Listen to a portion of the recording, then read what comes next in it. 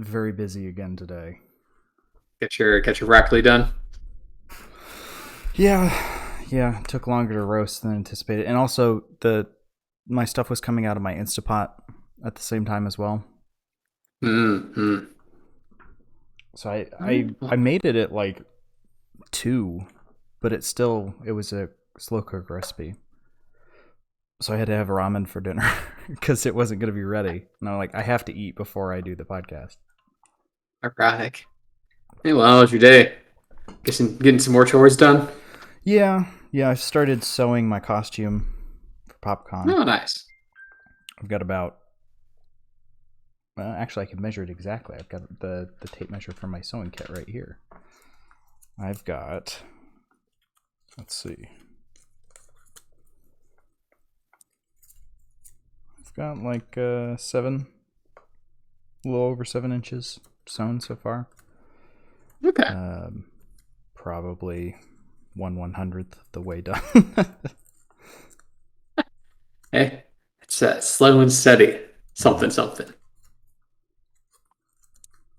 Ugh. And I did a bunch of tidying up. I didn't plan to, but I woke up and started just doing things, and I'm like, oh, you know what? This is a bit messy. I bet I could, easily tidy this up. I know where all that stuff should go. And then I would be in the process of doing that, and then there'd be something else like, oh, you know what? This could be tidy too, And then You just got into the spiral of spring cleaning. yeah, spring cleaning. A bit late on that. It's still kind of spring. I guess Still spring-esque. It's significantly warmer than spring, I'd argue. Well, early summer spring cleaning then. Yeah. You make it up for Jonah's stream. Yeah, I slept in pretty late today. But the rest of the day was pretty chill. Just did some chores, some shopping.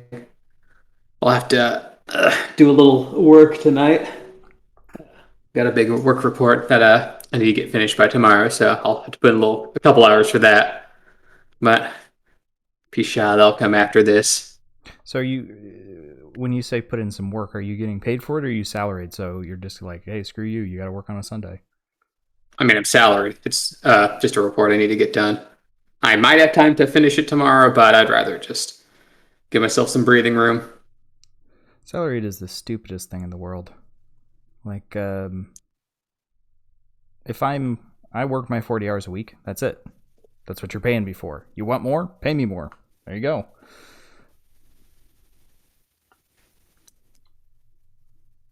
Well, I just got to get her done, so hopefully it'll only take a couple hours tonight. Oh, I made it to Jonah's speed run this morning, but I have to admit, I remember the start because I woke up at 7, right, to watch it. But he was already speed running at that point, even though he said it wouldn't start till 7:06. So I was like, okay, I missed a couple of minutes. And then I remember the end. I don't remember the middle. little hazy. I was semi-conscious for the whole thing, and I guess I didn't register memories. But I do remember I looked when I got on, and there was 1.4K people watching, so I thought that was pretty cool. Yeah, there's quite a few. Yeah, I watched I watched both of them. There was one I had close to 150 people. Both are pretty good. Both just had estimates, so. Oh yeah, that was the the 4 a.m. one Pacific time. Good runs though. Though it did wreck my sleep schedule a little bit. Ended up sleeping a lot later than I anticipated, but yeah, I wasn't up until 12:30 again. You wanna get on into it? Yeah, let's do it. I almost hit the stop streaming button. That would have been bad. I don't know why I went to click that to switch scenes. Anyway, hello everyone, and welcome back to the Audio Shop podcast. This week, we are finishing All Things Must Pass by George Harrison. Which Yes, we had previously reviewed the first half, disc 1, so to speak. Now we'll be going on to the second of the dual album.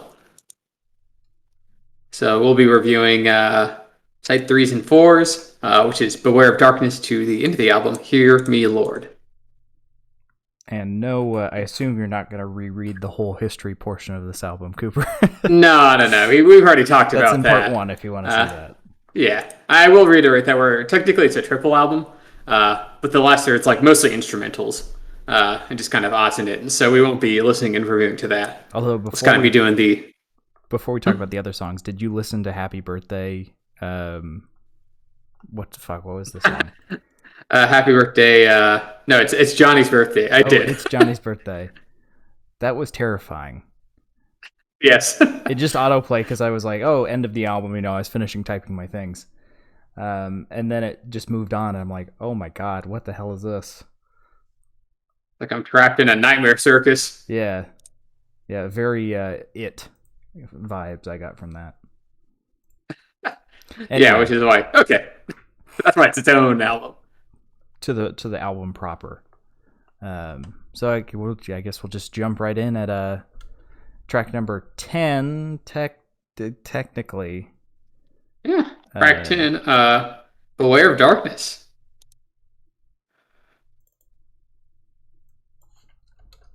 And this one starts with a very mellow, sweet guitar. With, of course, George's vocals a little far in the background. Yeah. Of course, it's a running theme of this album. I will say, for this one, it definitely felt like the vocals were hovering on the edge of being loud enough. So it kind of gives them I'll give them a pass. There are several spots in this song, though, where the backing track comes up way too high. It drowns them out completely. Yeah, no, but that's kind of a theme throughout the entire album. Yeah. Though I still like the vocal performance. Goes well with the instrumentation. The piano acoustic filled throughout the song. Mm-hmm. And they have like a little breakdown at like the 1:30 mark. Mellow things out before they put the energy back up. Yeah, it's a nice. Well, you say put energy back up. It's kind of a nice little chill song to start the. I guess it's disc 3, right? Or I put second disc, but it's technically like disc 3, right? Or side 3, yeah, I suppose. Side 3, yeah, that's what it is. Side 1, disc 2, that's what it is. Yeah. Yeah, and I also really like that guitar solo at the 2:45 mark. Mm-hmm. It's kind of ethereal, still very driving. I like that, but the ones that really did it for me were where it's just the vocals, or mostly just the vocals. Kind of the rest of the backing track drops away, and just leaves George there on his lonesome, and you can actually hear him. And I feel like those sections really, help to distract you from the fact that there are other parts of the song where the backing track gets louder than he is. Now, it's not uncommon on this album, but that's when it isn't there like that. Jump to track number 11 if you're ready then, Coop. Yeah, track 11, Apple Scruffs. This is a fun little track because George does all the instrumentation on this track. Besides the wood blocks. There were wood so he's the vocals. Those. Yeah, that was just the slight percussion in the background. Oh, I thought that was. Yeah, he does vocals, acoustic, harmonica, backing vocals. It's all him. I actually didn't think, going into it, I was like, this is not going to work, but it worked really well. It did. It's actually a very beautiful song. I mean, it's stripped back, but it's still got that fullness in it. And of course, since it's only George, it's actually probably the clearest his vocals are on the album, especially when they start getting stacked on the chorus. Yeah. I will say, the harmonica solo was a bit too long for me. Maybe a tad, but the song itself is only 3 minutes long, so. And even that, in my opinion, for this one, it was like just on the edge of being maybe a bit too long. I thought that. kind of felt like there wasn't enough ideas for him to kick around and fill out the whole. No, I thought it was the perfect length. I mean, obviously he's playing all the instrumentations, so some of them don't go crazy. I thought it was right where it needed to be, personally. Fair enough. I mean, George basically said this song was in the style of Bob Dylan. Yeah, sounds it. Of course. I like it more than a lot of Bob Dylan songs. So. Oh yeah, 100%, 100% on that one. But you can definitely hear. I was gonna make the joke again about Bob Dylan playing the harmonica, but I figured, we already had that in the last one. Don't need to repeat my joke. No, it's George playing the harmonica like Bob Dylan. Completely different. Completely different. Yeah, that's all I had for that one. It feels really odd doing it this way. It feels like we're missing a huge chunk because we didn't do any of the, 15 minutes of history at the start. So it feels like we're kind of stumbling into it, but that's what it is. And that's the second half. We've already can't redo history. Some people like to try. Yeah, sweet little ditty. I like the personality and energy. With that, we can roll into track number 12, Ballad of Sir Frankie Crisp. Parentheses, let it roll. Which actually, the song is a written tribute to Frank Crisp, a 19th century lawyer and the original owner of Friar Park, the Victorian Gothic residence in Hindley-o-Thames, Oxfordshire, that Harrison purchased in early 1970. So this was like what? George's estate that he purchased from some 19th century lawyer, and he wrote a song about it. What? That'd be like Matt making a portrait of whoever he's buying his fucking condo from. That's kind of weird. I don't know what to do with that information. I just think it's pretty funny. Yeah, of all things to inspire a song. It's the guy who used to own your house. Yeah. That's kind of weird, but he was a Beatle. They were all weird. It's called personality if you're talented, Sam. Yeah. Not being weird. It's not concerning character traits. It's called quirks. Yes. But this one, again, it was another kind of simple one. With that nice bit of the acoustic. And it was acoustic, but there was something to it. I couldn't put my finger on it, but it was very soothing. Yeah, I'm not sure how they filtered it, but it kind of has a little more of a dreamy quality to it. Mm-hmm. At least on the guitars. The piano's a lot more twinkly and cutting through. But yeah, kind of it adds to a nice, decent paced energy. Yeah, like you said, it's not super complicated in any way. And there's a little bit of a guitar breakdown at the 130 point. The piano chords like to hop in throughout the song, but it's a pretty straightforward, kind of folksy ditty. Yeah, a little bit of rock organ pops in around the 2-minute mark. This one, I don't know if you'll agree with me on this, but I also felt this one was a bit long for what it had going. That might just be the 48-second outro speaking, but it felt just a bit too much for too little. Yeah, ideas. I mean, the song was okay. I could kind of take it or leave it. So it being shorter wouldn't really matter to me. Yeah, yeah, probably could do without the fade out. Yeah. Thankfully, there wasn't a fade out as egregious as on part 1, but there was still some pretty bad fade outs on this. Yeah, this is still 1970. Yeah, they didn't learn that the fade out needed to fade out. Good joke.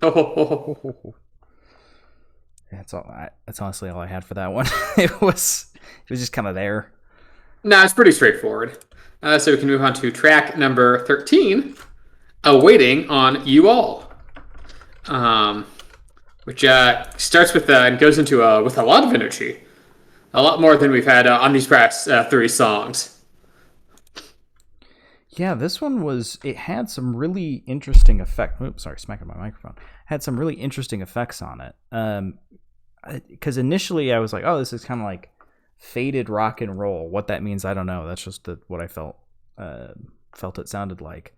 But as I listen to more, the vocals are really crisp, but everything else kind of sounds like it's being played at the far end of a tunnel.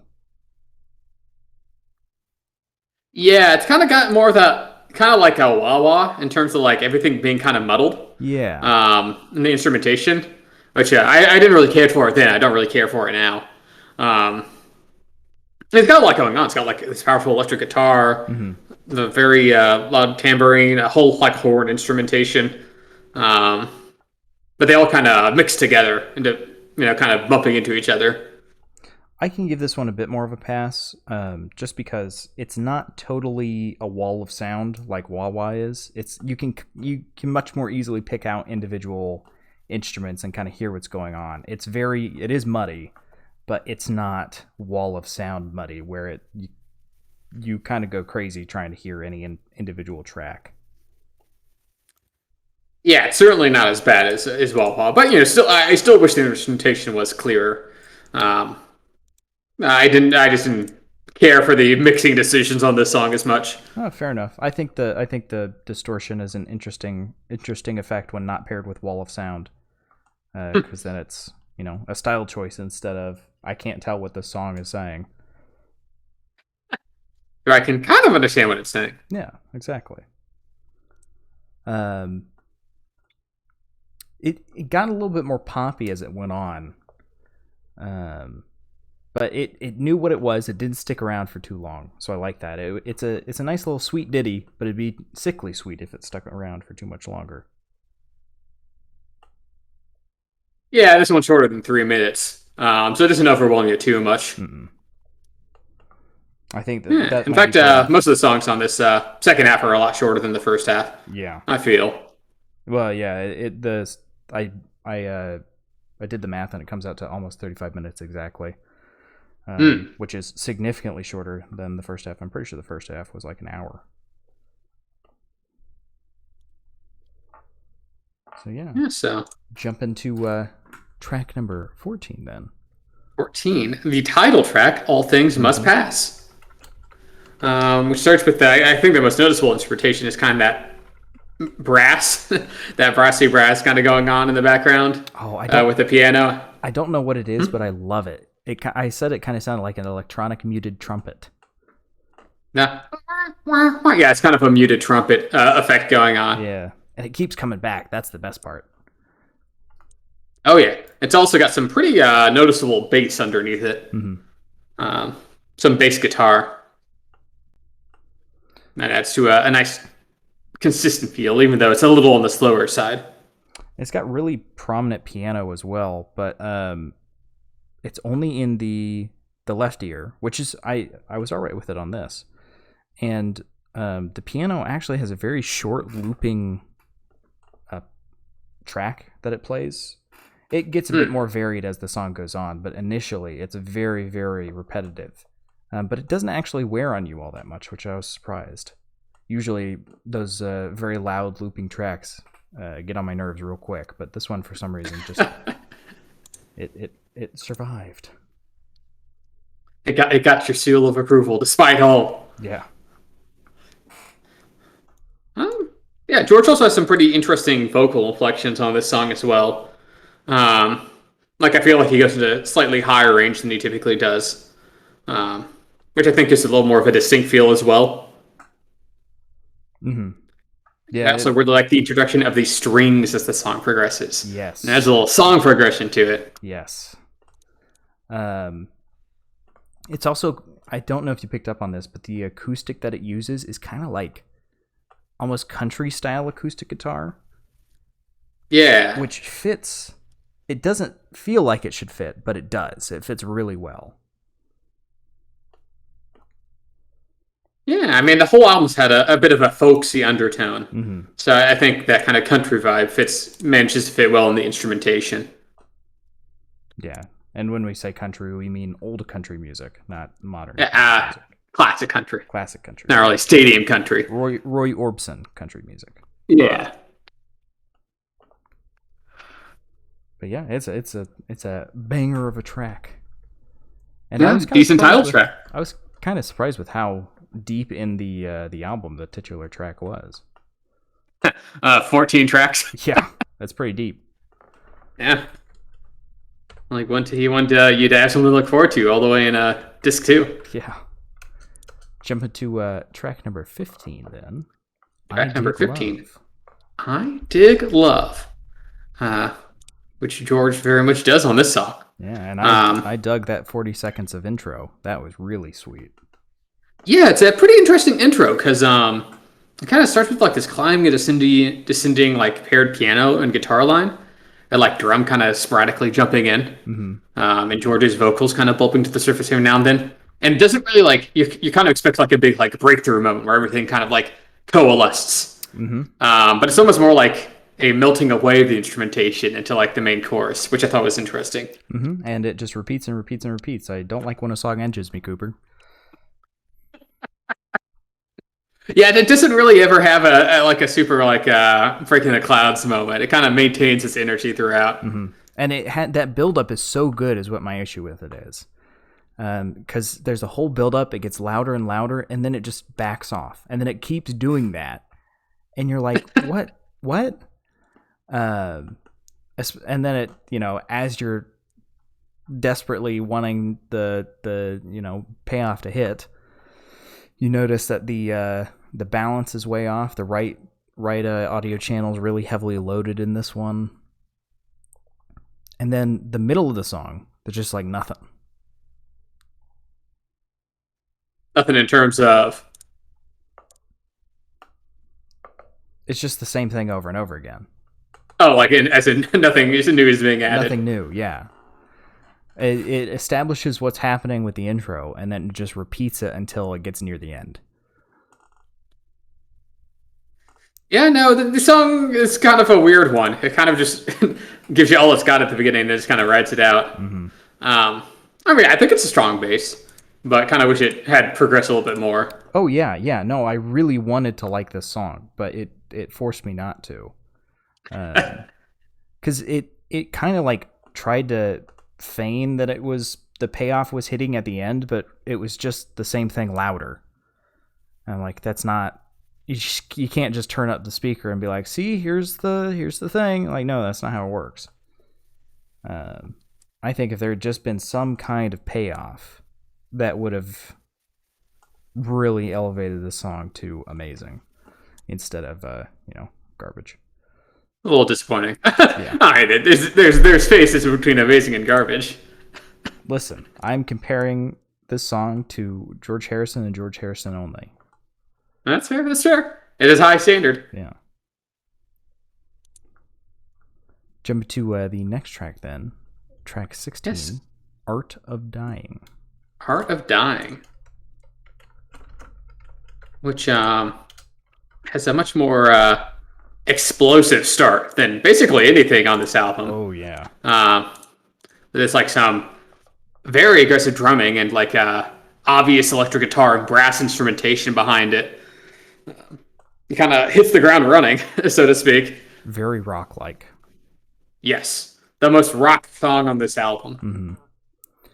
It's got some really nice loud bass, which is nice. And I don't know what it was. It's a fine song, but there was just something about it where I was listening to it, and I was like, if I listen to this album like 20 more times, this probably would be my favorite song. It's one of those. You think it has the growing potential? Yeah, it's one of those growers.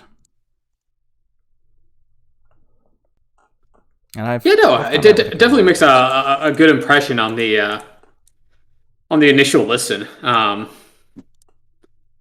just having, obviously the instrumentation is great, and also like George's stacked vocals throughout. They kind of add the depth, and they kind of make sure they're not drowned out as they usually are on these louder songs. Yeah, and this one, the vocal line is pretty interesting because it's got it. To me, it almost sounded like a quarter step melody where the quarter steps were taken out. It just kind of gave off that feeling to me. I mean, I know it's, quarter step is very distinctive and you'd be able to tell it instantly. But this one was just like, yeah, it's got an interesting vocal progression that you don't hear very often. Yeah. Which, I mean, adds almost a little bit of an ominous and chaotic vibe to it. Hmm. Honestly, which I actually quite like, since there's not really a song with this energy anywhere else on this album. Yeah, yeah, and I think that's what contributed to me thinking that if I were to listen to this several more times, this would probably end up being my favorite song. Just as over time, as I got tired of the style of the rest of the album. Which, I mean, I think is good since it is a long album. Yes, it's quite So a throwing long. in these kind of curveballs helps to, especially near the end of the album, helps to mix things up a bit. Mm-hmm. Very much needed style change. Keep things fresh. I will say for this one, the ending kind of just shows up, which I wasn't a fan of. You know, I was vibing, I was grooving, and then it fades out. I was like, oh, Yeah, this is one that definitely needed a hard cut. not fade out into. Yeah. You know, what are you going to do? Yeah. Jumping to 17. Track 17. Isn't It a Pity? Version 2. We'd reviewed version 1 as track number 4 last week, and now we're on to version 2 of it. Mm-hmm. Which I know, Sam, you weren't a huge fan of version 1. So I'm interested to see if your opinion changed on version 2. I was not, and I gotta say, I was pleasantly surprised with this one. The first, I will say, it didn't start out great. The first minute 45 of this one is kind of stripped back, but not in a not so great way. We get some guitar though after minute 45 though, because this is like what, a 4-minute 30 song. It's a pretty long one. After a minute 45 though, we get that guitar, we get some choir, we get a little bit of synth sneaking in. And it's like, okay, yeah, it's starting to come together now. I wasn't a fan of the first, but now it's, you know, starting to assemble itself. And then we get like a 5-second piano solo in only one ear. But then we get the payoff to that. And then it, you know, all these instruments come in. You got some flute, you got a little bit of strings hiding in there. And it's like this whole array. And I gotta say, for this one, I would have preferred if there were no vocals. Just an instrumentation. Yeah, because the instrumentation on this one, while the first minute 45 wasn't great, and maybe, you know, a little bit of salt and pepper in there to just strengthen it before everything comes in, the vocal line kind of is a bit flat. It's repetitive compared to the constant evolving of the instrumental track. And I think what's most aggravating is like if the vocals were just a little bit better, this would be an amazing song. But they're just a bit too dead fish to get to that point. Yeah, I think I largely agree with you. My instrumentation's a lot more stripped back than version 1. So I guess if maybe they leaned all the way into that, like you said, like just not even having vocals, that'd be nice. But the vocals, George's vocals on this don't really do too much different than version 1. And, you know, it's not really super more interesting. I do like whenever at like the 2:15-30 mark, whenever the song breaks open a little bit. Mm-hmm. I really like that. Yeah. And kind of do wish, like I agree with you, where it's like just without the vocals, just a pure focus on instrumentation. But I still prefer to the first version of the song. Oh yeah, definitely. Yeah, this version is much better. Well, jump into the final track of the album then. Very, very quick one today. I mean, it's only a 35-minute section that we're doing. Yeah, well, you have to do when you don't have to do history, and the second half of the album's a little bit shorter. Yeah. You know? But it ends on track 18, Hear Me Lord, which is kind of a gospel rock sound going on with it.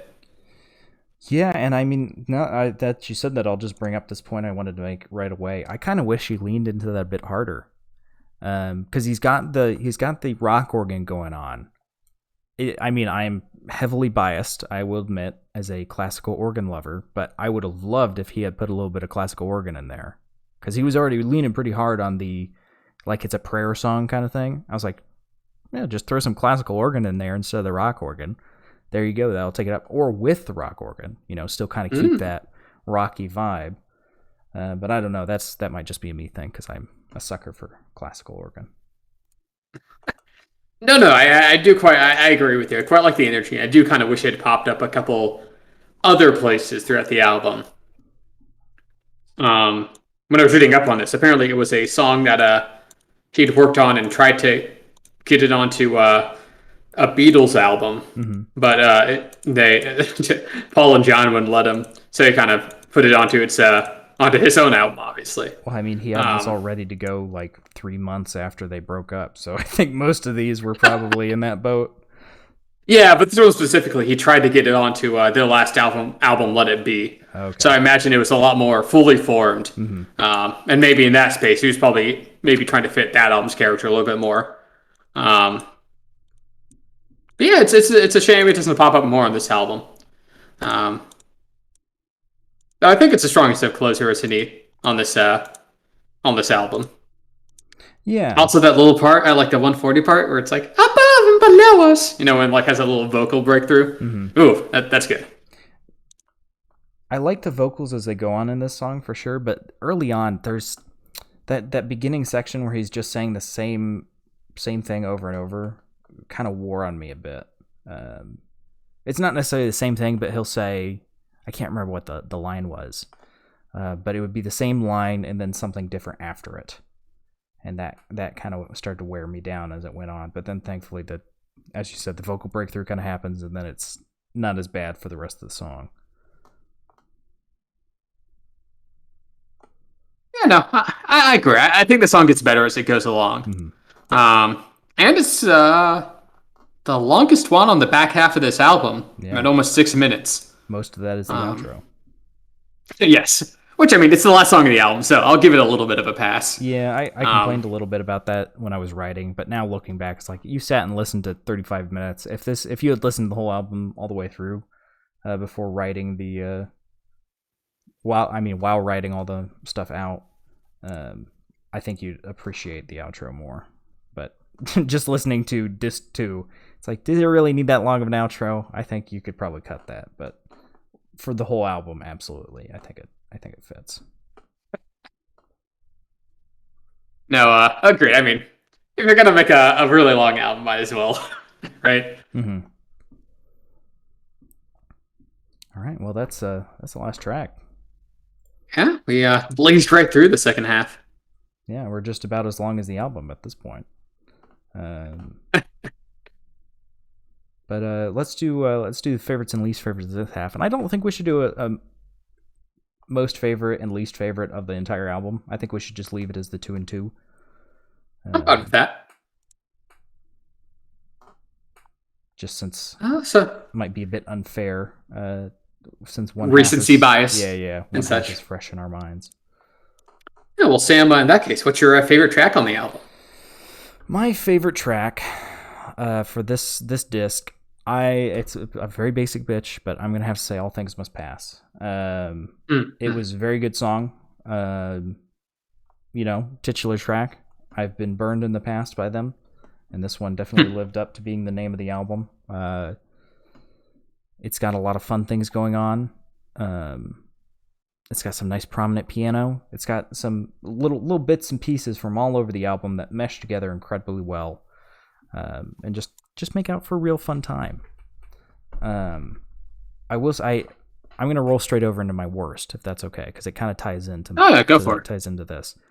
I really wanted I Dig Love to be my favorite, but holy crap, it's just the worst. Like, it just constantly edges you and never gives you that payoff. If it had given that payoff, it absolutely would be my favorite song from this disc, but it's just kind of nothing. It's like you open a bag of chips and there's nothing in the chips. You're like, what the heck? So that kind of the potential there is what made me hate that song. The wasted potential. Wasted potential.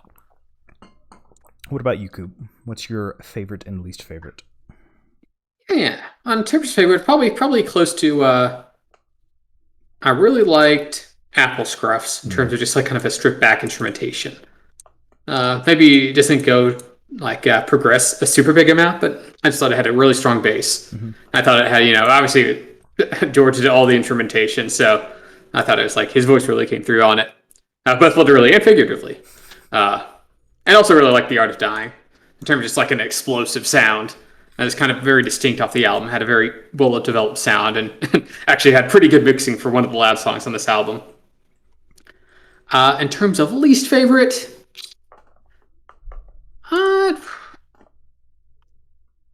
I mean, I agree what you said about "I Dick Love" in terms of it being kind of kind of a tease throughout, that really paying off. But beyond that, I wasn't super big on the ballad of Sir Frankie Crisp. Yeah, that's probably my second least. I mean, it's a fine folksy song, but there's nothing really super interesting for me there besides its backstory. Yeah. Honestly, so I could probably get rid of that one. Yeah, I agree. When the backstory of the song is the most interesting part of the song, it's not a good thing. It turns out a song about a 19th century lawyer wasn't super interesting. Go figure. Such an interesting subject matter, though. All right, well, In that case, we got to get to the rating now, and this is whole album rating. This isn't just disc. yeah, this is taking into account both disc 1 and disc 2. So you're gonna have to dredge out the memories from last week and combine them together. Mm-hmm. Do you want to do Sam, the rating this time, or do you want me to? I will. All right, go right ahead then, sir. So, here at the audio shop, me and Sam have a combined total of a year and a half of car experience. I bought my car about 6 months ago, Sam about a year ago, and we're really enjoying them. So we're so glad to make. We actually made a car-themed podcast before we owned cars. So we just felt that was just something that was that could become a big passion of ours. I just we were really hedging our bets. Don't know how they work, Yeah, but they look cool. Yeah, I think the pedals do something. The wheel turns them. I know that much. I saw my dad do that once. Yeah. It's like a bike, Cooper. You push the pedals and it makes the wheels turn. Oh, that makes sense. It's like a Fred Flintstone logic. Yeah, you have to keep alternating so you can generate energy. Yeah, there you go. No, so of course we made our rating system car themed. So at the tip top, you have showroom. This is the cream of the crop. This is something you've got to listen to within your lifetime, right? That you're almost guaranteed to enjoy some aspect of. And then at the bottom, you have scrapyard. This is just the worst. This is garbage. This is refuge. You don't want to ever listen to this again, much less recommend it to anyone to listen to in the first place. And then in between, you have your like new fixer upper used rental, kind of the varying degrees. And then if we're feeling kind of closer to one than the other, we might say it's a high like new or a low fixer upper. And yeah, that's just kind of how we rate our songs. So in that case, Sam, what would you rate this album? George Harrison's All Things Must Pass. Well, I've whinged about this quite a bit. I think overall it's a good experience. Don't sit down and analyze it. It makes you hate songs. I'll tell you that much. But I think I'm gonna give this a like new. I'm not feeling high or low. Just a standard like new. Definitely worth a listen. You could get away with skipping some songs. Not everything on this is like you skip that song. Well, everybody's gonna have their favorites and least favorites on this one. Controversial take, I know, of an album from the 1970s. But yeah, I think overall, it was a very enjoyable album. I'm probably a bit biased. I'm a big America fan, and it's got that folk inspiration. And I mean, who doesn't like the Beatles? And that's probably a non-controversial take. Yeah, Beatles made good music. What about you, Coop? What are you thinking? I'm probably going to be around the same. Maybe give it like closer to a low like new. Because this album has some flaws. Some production-wise, I think there's some some pretty obvious flaws, as we've discussed in length. And given it's a 18-track song or 18-track album, there's some duds in there. There's some fat that could have been trimmed. I can respect the fact that he just got the Beatles, had all these song ideas and just want to put them all out there in like this huge triple album. But I think some of them could have hit the cutting room floor, and that one would have been better because of it. But still, overall, I think it's enjoyable. Maybe not a complete sit down all at once and listen to it all the way through kind of album. But if you got a couple hours and you're hankering for some Beatles, especially certainly that's a lot more George Harrison led than basically anything the Beatles ever let him do. I still recommend it. Still got some great bops on there. some great zingers. Just don't expect it to be completely watertight. Yeah. Well, that being said, Cooper, we've talked several times about how this came out right after the Beatles broke up, but I wonder if that's why nothing was trimmed. This came out just a couple of months later. He knew that it would sell, so why he could release what he wanted instead of, trimming it down to be a more common denominator kind of thing. No, I completely understand why he released such a huge album. Yeah. I mean, he was a Beatle in 1970. He was basically the king of music. So he was able to release a triple album. Yeah. He could just slap on Johnny's birthday at the end. Screw you. Yeah, and people still bought it. So, I completely understand why it's so long. I just think, it's caused it to age a little bit. Yeah. But I respect the history of it. And I still think it's a good listen. Yeah, absolutely. Well, that is All Things Must Pass by George Harrison. It's been a 2-week journey, but we finally made it. With a lot of terrible mixing along the way.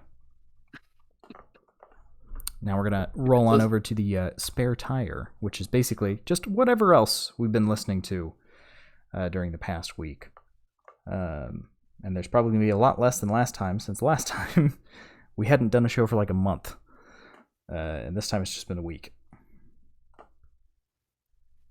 Yeah, so you got anything you've been listening to, Sam?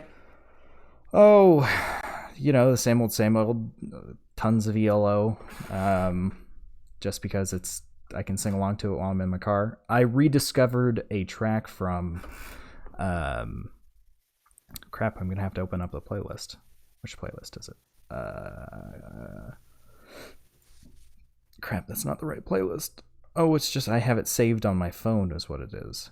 It should be in my recents. Maybe it's not.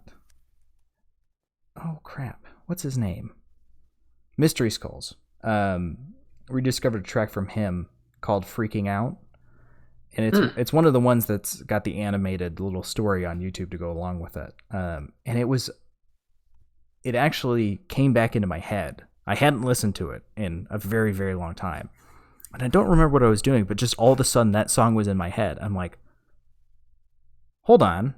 Why don't I have this Mystery Skull song downloaded on my phone? Like that's probably one of the better songs. So I re-downloaded and I've been bopping out to that quite a bit this week because it's a good one. It's got a lot of bass, some nice driving synth. It's just a fun song. Nice. It's always nice when you kind of rediscover a song from an artist you like. Yeah. You're like, why don't I listen to this more? I don't remember why. I guess I just forgot about it. Which is crazy because it's such a good song. And then of course, a little bit of Traveling Wilburys this week as well. But I'm pretty sure I don't even. You always got to mix that in. It's just always Traveling Wilburys and ELO. That's all it is these days. What about these days? Yeah, these days. Yeah. I've been listening to a couple albums this week. An artist I like named Huron John just came out with a new album that I listened to. Very big Zoomer energy on it. He's kind of a Midwestern kind of a pop sound to it, and a little psychedelic and stuff. Very indie vibe.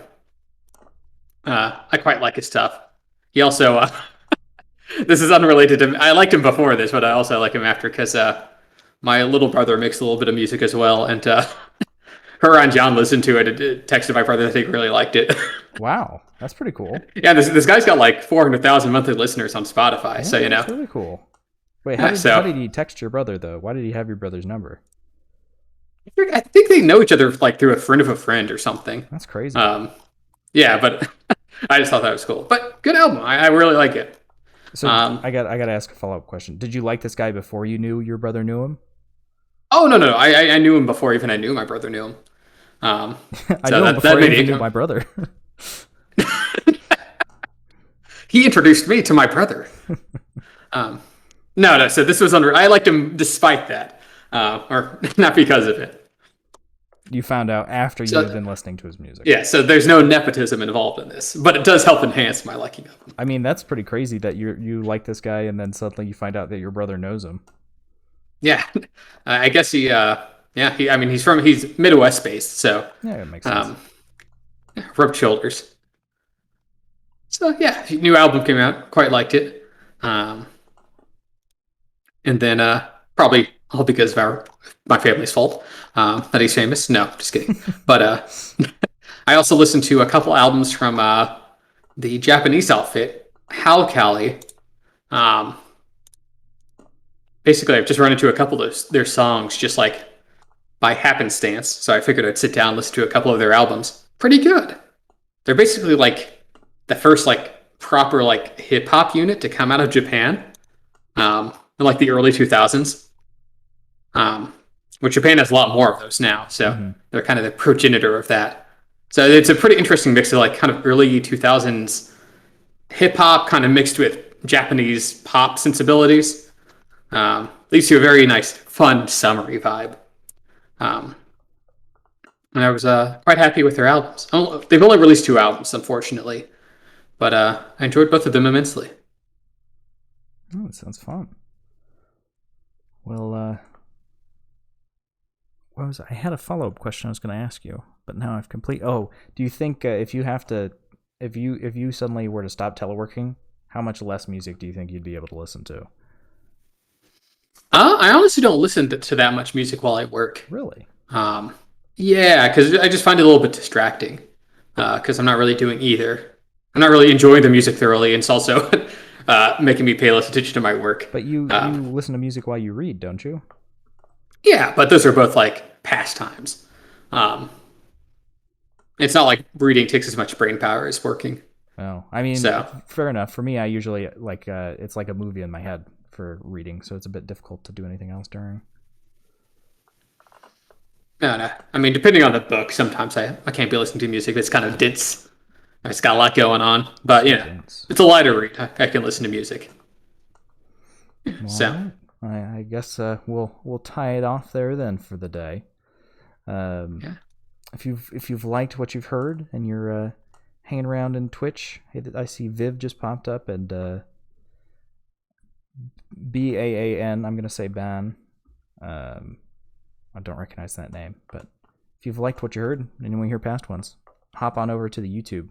You scroll down on Twitch, big old picture of Jeff Lynne, the guy with the curly hair and the sunglasses, and that'll take you to YouTube where we have all the past stuff archived. And I have a bit of a confession, Cooper. I went on there last week and I had found I hadn't published like 5 of them, including the one we did right when Daft Punk broke up. Somehow one didn't get published, so we got that just got published. Missed that train. Yeah, we way missed that train. I'm very sorry. I'll try being more on top of that. Oh well, it's more of a perpetuity kind of thing. Yeah. But if you're listening on YouTube and you like what you hear, come watch us live on Sundays, usually at 8 p.m. Eastern. A bit later today because I had to cook some broccoli. But we're pretty punctual almost every other time. Yeah, we try to be, if we can help it. Yeah.